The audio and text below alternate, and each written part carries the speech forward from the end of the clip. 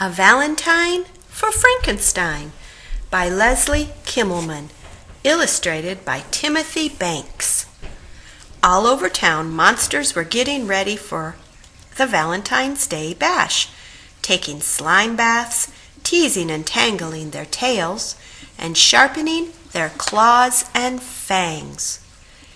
In his castle, Frankenstein was getting ready too. He looked in the mirror. His skin was a ghastly shade of green. His head was an almost perfect square.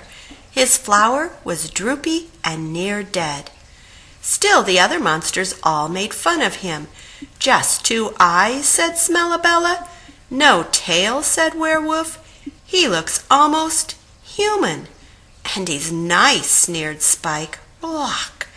I don't believe he's a monster at all," said Brains. But Frankenstein was comfortable in his own green skin, so he stitched on his crookedest smile, dressed in his worst tuxedo, and set off for the party. What a fiendish fiesta! There were revolting contests, repulsive snacks, and a real live band. Well, kind of live. The cupcake decorating contest was first. Three-Eyed Vi made a cupcake called "This Icky Eyeball is Watching You."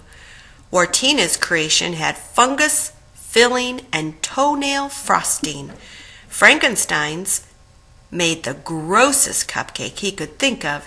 He held it up to the judges and smiled. "You call that a monster cupcake?" Smellabella jeered. "No bugs, no slime, and glitter on top?" Three-Eyed Vi threw a cupcake at his face. "Bullseye," said Frankenstein. "Good aim, Vi." Next came the banana slug pie eating contest. Frankenstein was super speedy. He thought he would win until he wiped his mouth with a napkin and was immediately disqualified. "That's not how monsters eat, Buster," Spike snickered. He put a pie on the floor, stomped on it, and then snarfed the pieces from between his hairy toes. "That's how monsters eat." "Wow," said Frankenstein admiringly. "You're very talented."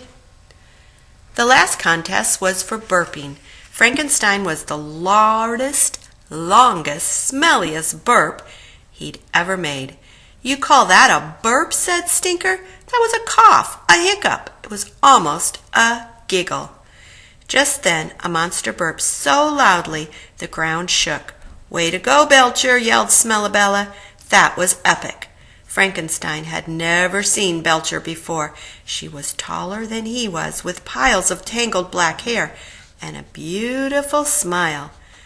"Awesome," said Frankenstein, smitten. But before Frankenstein could congratulate Belcher on her terrifically disgusting award-winning burp, the band began to play. The monsters were wild about dancing. Mummies unwrapped, fangs flew, a skeleton named Bones fell to pieces. Luckily, Frankenstein was there to lend a hand. Belcher boogied like a pro. Frankenstein tried to copy her moves, but during the zombie rumba, he fell flat on his face. It was hard to rumba with 2 left feet. When he stood up, he noticed something sticking out of his pocket. It was a Valentine's Day card. "For me?" thought Frankenstein. It was his first Valentine ever. What Goyle could have put it there?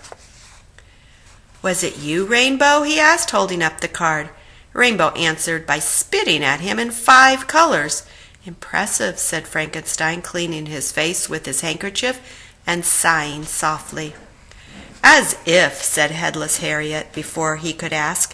Then she removed her head and threw some purple glob at him. The soft glob didn't hurt, though his feelings did.